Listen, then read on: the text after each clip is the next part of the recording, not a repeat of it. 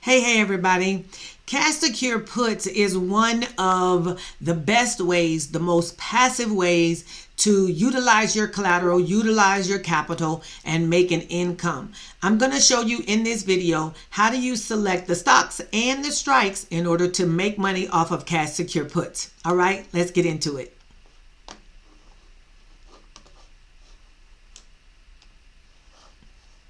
Puts, and there's really oh, I didn't want it in bold.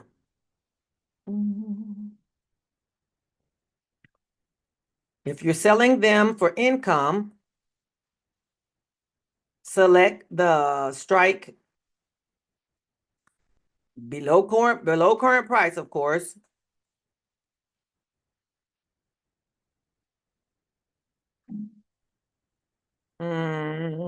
As close to current as you're willing to buy the shares.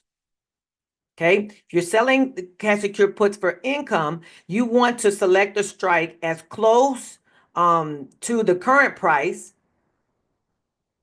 but below it, that you're at the price that you're willing to pay for the shares. So if, for example, the stock is at $12 and you're willing to pay no more than 10, then pick the 10 strike. If the strike is at $12 and you're willing to pay 11, pick the 11 strike. Pick the strike as close as you're willing to pay, but you want to be below current price. The price, of course, that you feel like, stock is going to go on up. Okay. If you're selling for income, the closer you are at the money, the more money you're going to make in premiums, right? The closer you are to at the money, the more premiums you're going to make.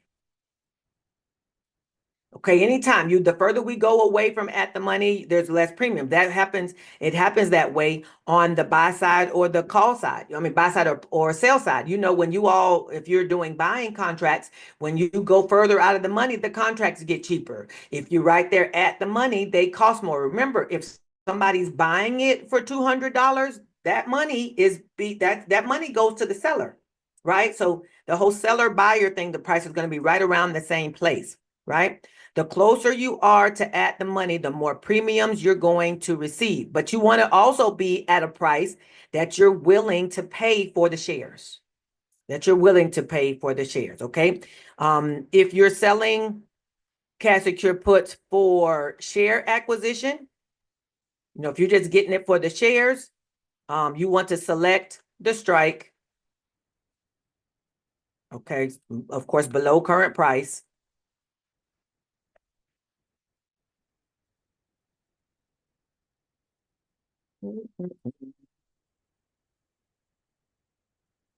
At which you are willing to pay for the shares.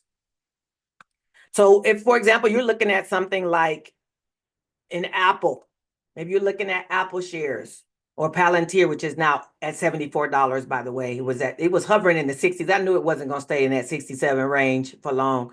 Anyway, it's at 74 now. So let's say Palantir's at $74 now. And you're like, I'm not paying more than 74, or I don't want to pay more than $65 for it. Then you pick the strike at which you're willing to pay for the shares. You're going to take in a premium, but again, the further you are from current price, the less premiums you're going to take in. But if you're getting it for stock acquisition, you want to be at a strike that you don't mind paying. A good example for this would be like for me with Rigetti. I had Rigetti. I was gifted those shares after my cash secure put got breached last week at $17.